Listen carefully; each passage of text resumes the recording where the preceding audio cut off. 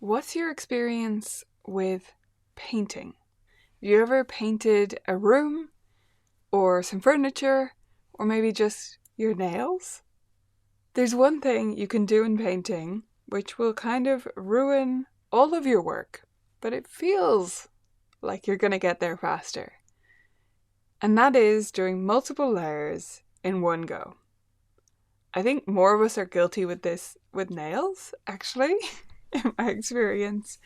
We paint the colour and we know we need to do a second coat to make it the strong colour we want to see, but we just do it right away or after like 30 seconds, even though we know the first coat is not dry and hasn't set, and then it all turns to goop.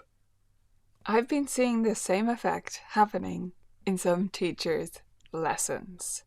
The temptation is to do it all at once, to try and make it stick and fully coat that learning in one go.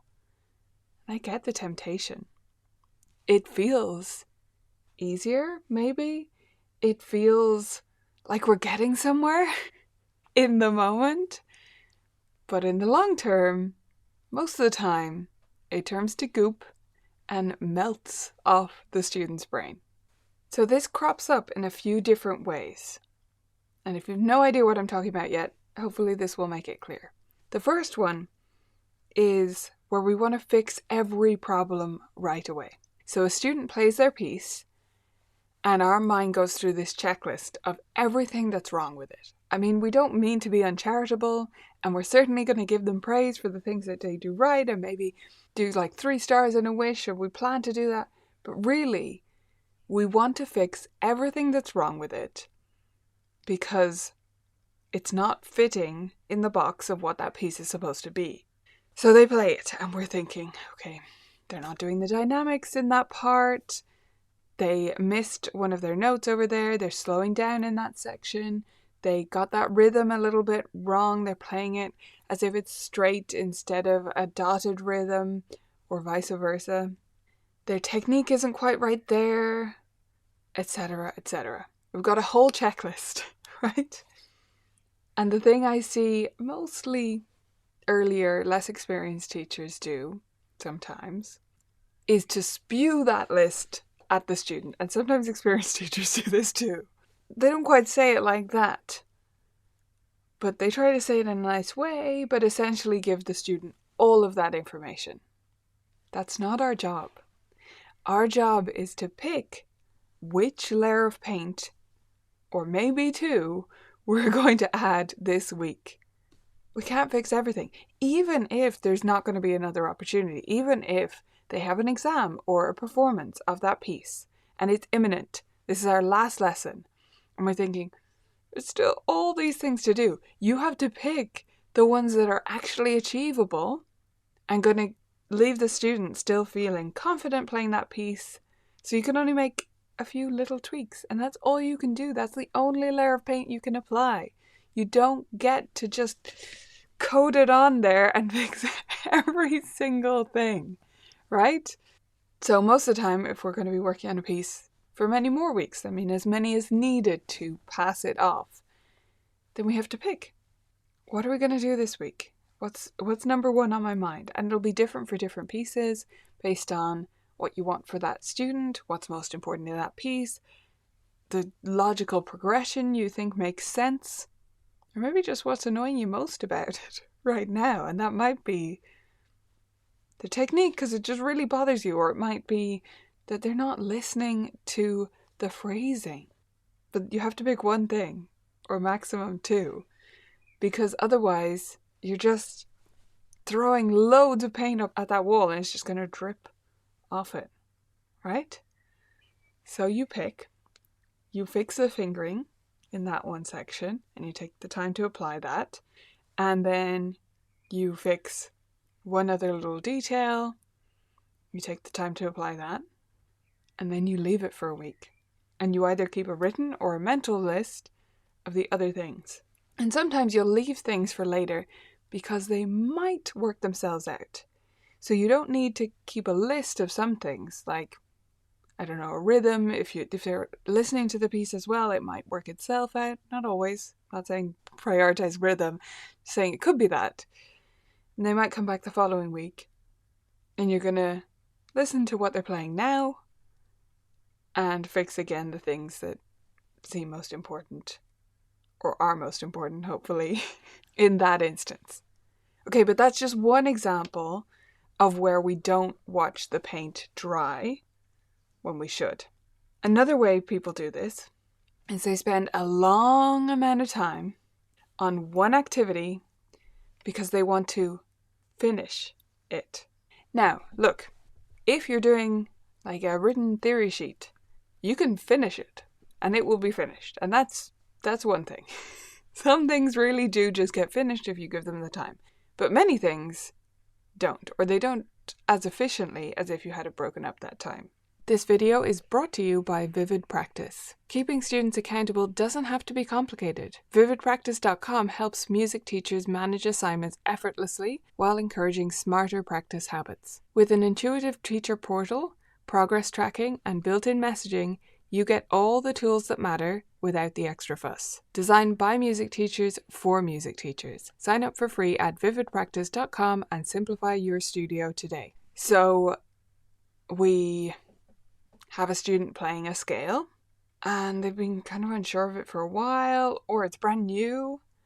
And so we just kind of dive into it and we stick with it and stick with it and stick with it until we feel like it's fixed or finished in that one lesson. The thing is, you use up 15 or 20 minutes of that precious lesson time that 1 week. And is it really fixed when they come back next week? Do you never have to spend any time on it again? No, that's not how it works. So if you had taken that 20 minutes and split it up into 5 minutes every week for 4 weeks, or split it up even more, 3 minutes every week, 2 minutes every week, over many weeks, you actually would have gotten a lot further. And it would have been a better experience for you and your student. Because let's face it, 20 minutes on a scale is not enjoyable. And we don't intend to do it. We don't go into it saying, I'm going to spend 20 minutes on a scale today. I hope we don't. But we end up doing it because we kind of dig in our heels and we get this feeling of, I want to complete this thing. And so we keep just putting on more and more layers of paint, getting the student to do it again and again in different ways maybe, but still again and again until we feel like that's it, they've got it. Now, I'm not saying we don't repeat things, okay? Don't misread me. We have to repeat things. But we have to be careful of where that line is. Otherwise, there's a law of diminishing returns happening within that one lesson. Speaking of repeats, there's another example of this, which connects to something I talk about a lot and have even integrated into our app, which is called Vivid Practice. You can try it for free at vividpractice.com, which is blocked practice versus interleaved practice. The blocked practice is putting layer after layer of paint on the wall. And it does achieve something. Look, some of that paint will stick. It doesn't all fall off in one big glob.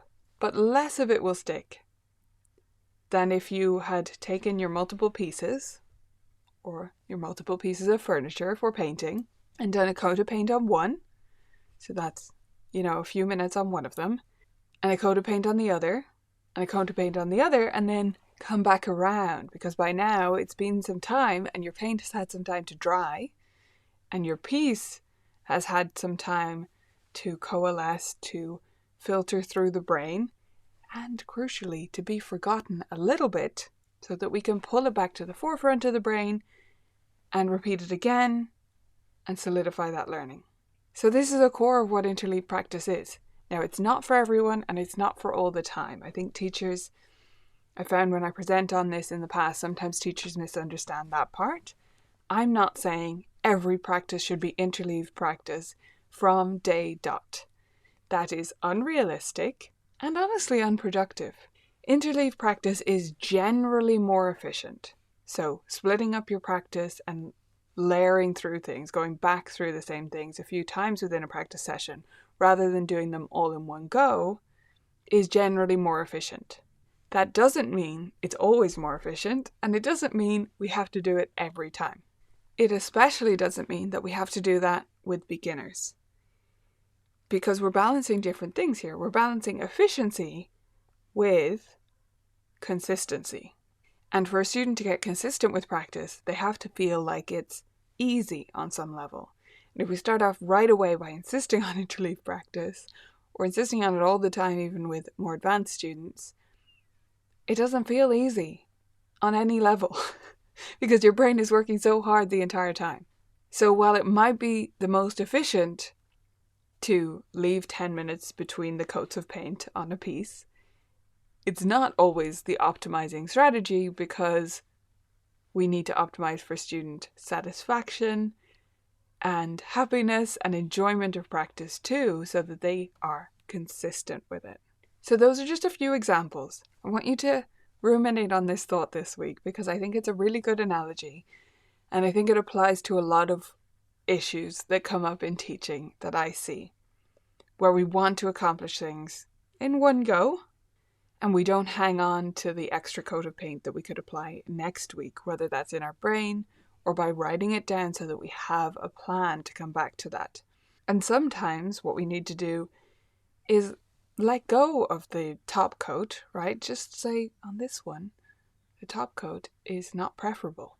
So I'm not even going to mention it. I'm not going to tell them that actually the phrasing could be better, but we're going to leave this piece.